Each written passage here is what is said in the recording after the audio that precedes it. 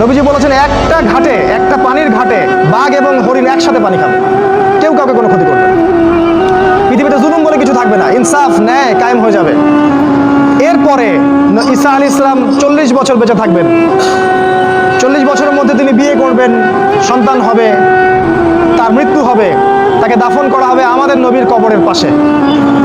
এবং তিনি যখন ইন্তেকাল করবেন তারপরের মানুষগুলা আরো জঘন্যভাবে খারাপ হওয়া শুরু করবে, এর রাস্তায় দাঁড়িয়ে জেনা করবে। আর এই মানুষগুলোর উপরে হঠাৎ একদিন সকালবেলা সূর্য পশ্চিম দিক থেকে উঠে যাবে এবং একটা লোকমা মুখে তোলার জন্য মানুষ মুখে নিবে, মুখে তুলতে পারবে না, তার আগে কিয়ামত হয়ে যাবে। পানি খাওয়ার গ্লাস উঠাবে, পানি পান করার আগেই কিয়ামত হয়ে যাবে। দুজন ব্যবসায়ী কাপড় এক্সচেঞ্জ করবে, একজন বিক্রি করবে, একজন দেখবে, এই দেখতে দেখতেই কিয়ামত হয়ে যাবে। একদম মুহূর্তের মধ্যে একদিন কিয়ামত হয়ে যাবে ওই মানুষগুলোর সামনে। এগুলোর সামনে হতে যাচ্ছে, আমাদের হাতে বেশি সময় নাই কথাগুলো বলার, এই কারণ হচ্ছে সময় কম। তো এখন এই অবস্থায় একজন মুসলিম হিসেবে আপনার করণীয় কি? আমি কয়েকটা পয়েন্ট আপনাকে বলতে পারি 5 মিনিটের মধ্যে।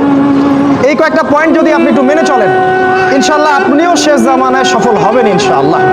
যদিও বা এই জামানায় সফল হওয়া খুব কঠিন, খুবই কঠিন। নবীজি বলেছেন ঈমান ধরে রাখা এত কঠিন হবে যেমন হাতে আগুন ধরে রাখা কঠিন হয়। হাতে আগুন ধরে রাখা কি কঠিন? দেখেন, আমরা যারা ইসলাম ফলো করছি, আমাদের ইসলাম পালন করতে যদি এরকম কষ্ট না হয়, বুঝতে হবে আপনি সেই প্রকৃত ঈমান ধারণ করে নাই, যে ঈমান ধারণ করলে হাতে আগুন আপনি অনুভব করতেন।